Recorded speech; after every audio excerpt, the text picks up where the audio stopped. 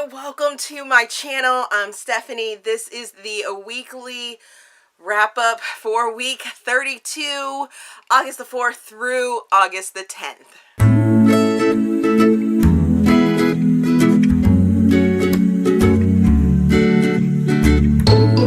So if you didn't notice, I had to take my hair down. I'm so sad. So very sad.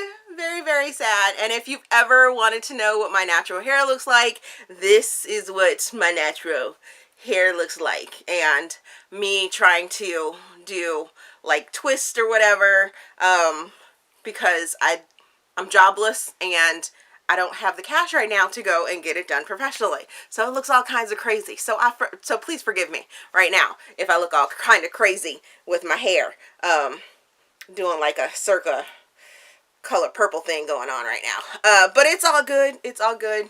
I set this channel on fire on Thursday of last week. So if you've been here, then you know that I put out a video that was a discussion video about privilege here in the booktube community and how some people need to check it.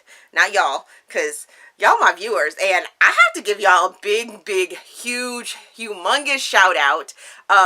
Thank you for commenting and for pretty much the mostly positive comments that came in. I really appreciate them, and I'm pretty sure I got back with all of you guys. Hopefully I did, and you know, at least said a thank you for the support and the comments. And you know, you guys are like awesome. I'm just gonna say you guys are awesome. So also welcome to all of the new subscribers that have joined the fun and found my channel through that rant. I greatly appreciate all of the new viewers. I appreciate you viewers that are not commenting but are watching, are lurking. You are appreciated because obviously I'm talking about something that somebody wants to hear about, and if I get a video out, if one of my videos touches one person, I've got my goal. So it's all good. It's all good. I appreciate you guys. So let's get into, I think that covers everything that I wanted to say. Yes, I hope so. I hope I didn't forget anything. But let's get into the books that I read last week. So I read a total of 8 books last week. I think it was 8. Yes, 8 books last week, and I started the week off with Driven by Bromberg. I placed this in contemporary. I give it 4 stars.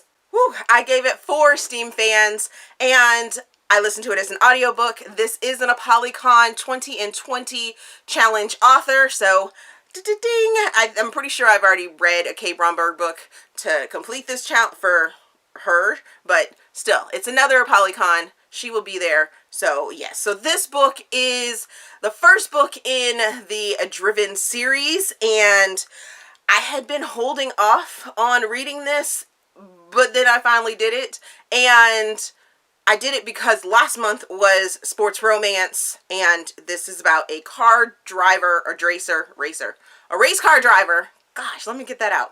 A race car driver named Colton, and Riley, who is a sort of put together woman that doesn't want to get out of her comfort zone because she's had some trauma in her life. He's had some trauma in his life. It felt very written for the time that it was published in.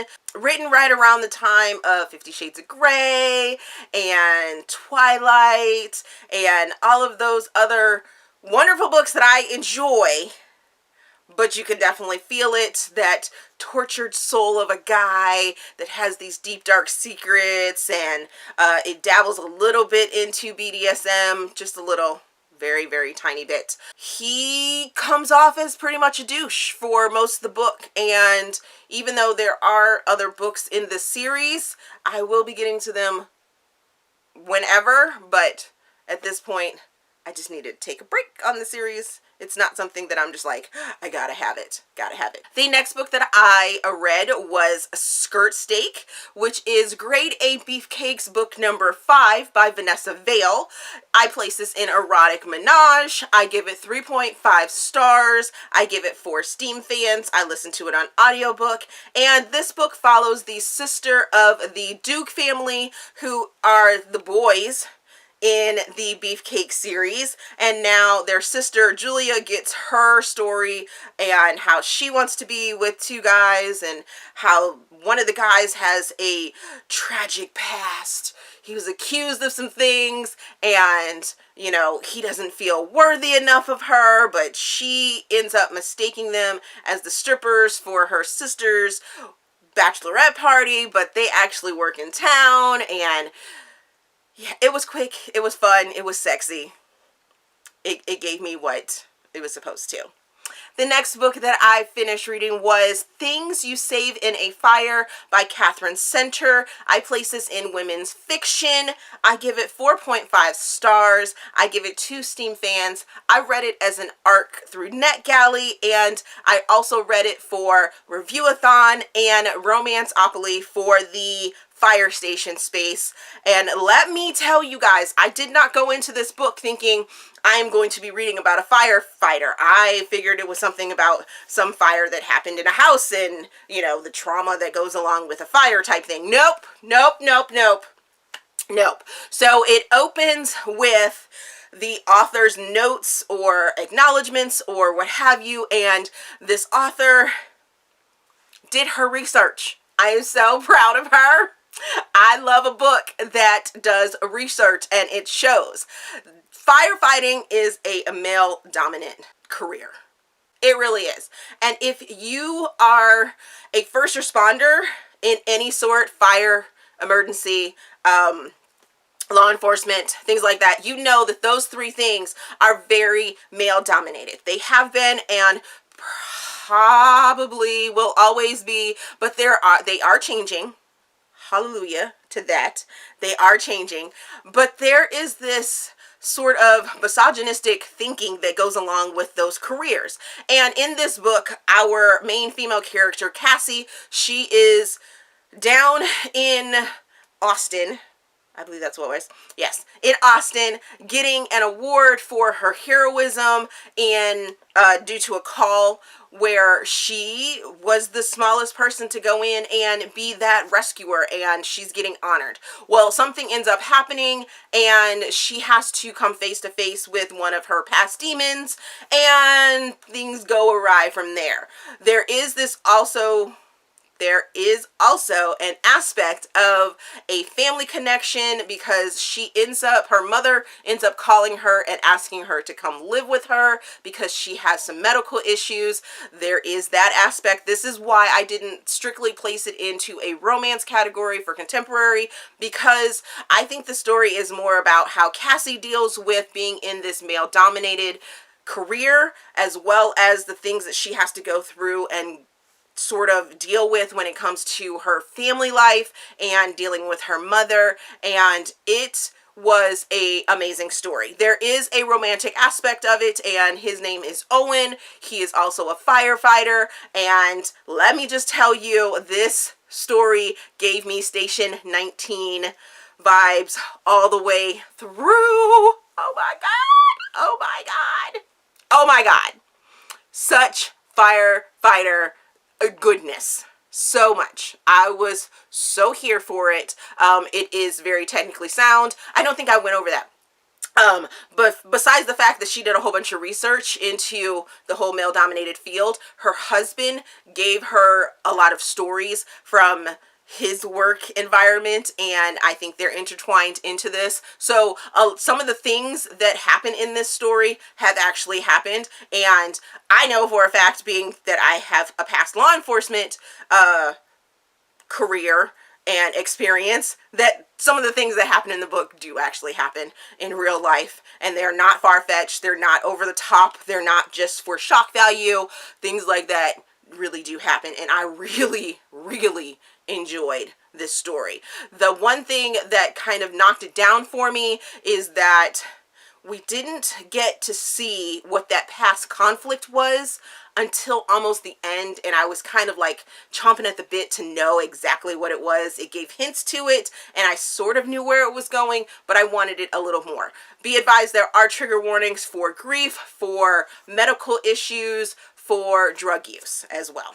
The next book that I finished was Fire in Her Eyes Blood Dragon number 7 by Ruby Dixon. This is an erotic paranormal, and I give this book 4.5 stars. I give it 3 Steam fans, and I read it as an ebook. It was just released like last week. I was stalking the internet last week, was like, because Ruby did a teaser over on Instagram, and I was like, she's finally putting the book out. Yes, I'm so excited for this book, because finally we have a female dragon named Teva. We met her somewhat. We didn't know what her name was. We knew that there was a female dragon following one of the male characters from the last book, and this is their book, Teva and Gabe.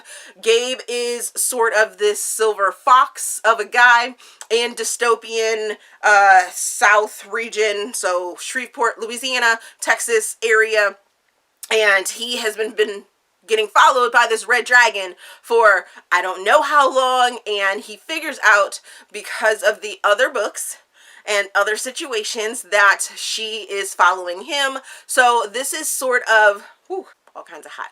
This is their story, and I really enjoyed this because it showed that, you know, even though there was this like sort of insta-love thing going on, they mated, but then they had to like pull back because they got into it too quickly. And then you got to see sort of that story evolve from there, how they felt that they fell together way too quickly, and now they had to figure out where they needed to go, and I really enjoyed it.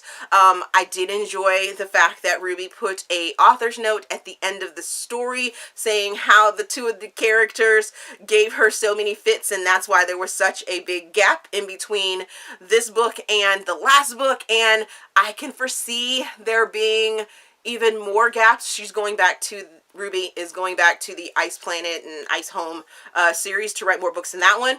But I would love if Ruby Dixon like jumped ahead and started showing some of the baby dragons that could have possibilities and things like that. I don't necessarily need to know about any of the other dragons that were there. I would love to know about one of the kid dragons. That would be awesome. The next book that I read was Follow by Tessa Bailey. This is an erotic suspense story. I give it 4 stars. I give it 5 Steam fans. So steamy. I listened to it as an audiobook, and this book follows Teresa and Will. Teresa grew up in New Jersey with the mob around her. Her family, her mother and father, got them out of that sort of toxic environment. Her and her brother moved them to California. Now they are they're dealing with some stuff because the brother ends up going back to New Jersey to visit and ends up getting all intertwined into that scene again. So Teresa has to go and sort of save him, and she is given a task by the mob boss to get his son Will back to New York where he wants him. And so she ends up taking the job because it's to save her brother. Well, she meets Will, and she's in this fantasy of her own because she can't give him her real identity. And it is sort of a story. There's a dog. There is, you know, the whole misrepresentation of who I am type thing and falling in love. There is a fantastical role play that goes, not fantastical, just role play that goes along with the two of them and their relationship, which is what makes it all hot and steamy. They like to role play, and I was here for it. And there's a road trip. So yeah, there's so many components, and there's a mob aspect to it as well. So definitely go check that one out. The next book that I finished was Something About a Hot Guy by A.L. Jackson, and this is an erotic short story. I give it 4 stars. I give it 3 Steam fans, and I listened to it on the podcast of Read Me Romance. This book follows Kyle and Kenna, who are brother's best friends. So Kyle is Kenna's brother. Kenna is Kyle's sister's best friend. So they have known each other for a long time. They have been interested in each other on a secret level, down low level. And Kenna is living in Kyle's apartment. He's renting it to them.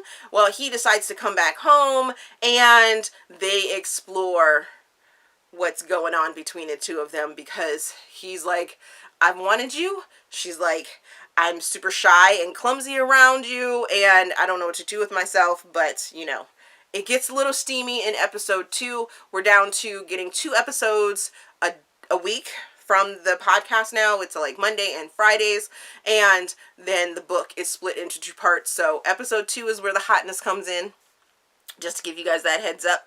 But it was really good. I liked it. It was an unrequited crush type situation going on, and I was here for it. The next book that I finished was The Game That Breaks Us by Micalea Smeltzer. I placed this in New Adult, and I give it 4 stars. I give it 3 Steam fans. I listened to it on audiobook, and this book follows Bennett, who is a NHL star, hockey, for y'all that don't know the acronym, and he gets injured, so he ends up going back down to his college, where his college coach ends up helping him recover. But within that time, he finds that there is something fishy going on with his major league, not major league, that's baseball, his National Hockey League team, and the coach there is real shady. There were some flashbacks that I didn't really put together until the end of the book, but it was all good. Bennett ends up meeting Grace because she gets all klutzy and she's a freshman in college. She's away from her home and she doesn't want to fall into the partying crowd and things like that, but she takes her sort of steps out of her comfort zone. And come to find out, she has a lot of baggage of her own. She is sort of royalty within her town. Her family's really famous and things like that. So you have this sort of secret famous girl with the secret famous guy, because neither one of them reveal to each other where their actual social standing is in life and things like that until like the middle of the book. And they work through their issues. There is a huge issue that ends up happening where there is the conflict. I didn't necessarily agree with it because it seemed kind of shady, seemed kind of weird, because they went through some other stuff previous and then this was the tipping point that broke them apart. But at the same time, the thing that breaks them apart, I do sort of understand why there wasn't any questioning, why she wasn't ride or die with this one particular, incident, a little bit. But there wasn't too much groveling that needed to go on. They end up, with their happily ever after, and I was here for it. And then the final book that I finished reading last year, and probably the book that everyone has been wanting me to get to, and I'm here. Calm your shorts. I'm here. I had been tweeting about it, and that is Red, White, and Royal Blue by Casey McQuiston. This is a LGBT new adult story. I give it 3 stars. I give it 2 Steam fans. I had it as an ARC through NetGalley, so for Review-a-thon, I read this book. I actually ended up listening to it on audiobook because it has been out for a while. I shied away from it because of all the hype that was around it, and I'm sort of glad that I did, because oh my god, this book is like 430 pages long, and sweet baby Jesus, it could have been 250 pages. This book was not written for me. I'm just gonna put that out there right now. I am not part of that super woke, let's get on every social injustice issue and be on that train. No. Oh my god. The first third of the book is all political. Political. We have our first female president. We have our first gay, bisexual son that doesn't know that he's gay or bisexual, and he's coming out. But the daughter is bisexual, and she knows it. And then you have a best friend that's like, wants to be over there. And I met the prince when he was, however old at the Olympics, and he rubbed me the wrong way, but was I obsessing over him? Wasn't I Oh my goodness. Not to mention all the political stuff. Talking about gun control, talking about candidacy, talking about everything pretty much that is going on in the world right now. I swear it was like getting beat over the head. And then some romantic stuff came in, and I was here for that. I was swoony for that. Alex and Henry start to sort of correspond, and I was like, okay, I get that. Yeah, I'm here for that. Yay. Yay, this is great. They're corresponding. They have to be fake friends because there was a debacle at someone's wedding where a cake gets knocked over, and it's bad press for the female president because we're going to start a war because a cake got knocked over because the first son and the Prince of Wales can't get along. Oh, did I forget to tell you that the first female president is white, but she has a biracial son that is Hispanic, and that's all. Oh, we're so ultra woke. So ultra woke. I almost DNF'd this book so many times because it would get to rolling on the romance of the story, and I was here for that, and then you jump back into this like political climate, and I was like, why? So I finished it. It was cute for the romantic parts, but the social woke politicalness of it, I was not here for. Done with it. Whoa. Yeah. Alrighty, so what am I currently reading? I am currently reading Saving Him by Kristie Leigh, and this is the second book in the Like a Hurricane duet, and I will be working on this one because it comes out next week, and the first one wrecked me, and I need my answers on how everything ends up with this couple and goes about.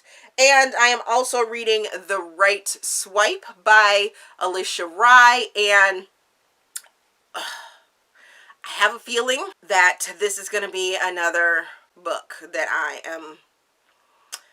it's going to be interesting because some of my good book friends have already warned me. So, I'm trying. I'm going to try and get through without being completely biased about it or anything like that. But yeah. So those are the two books that I am reading right now.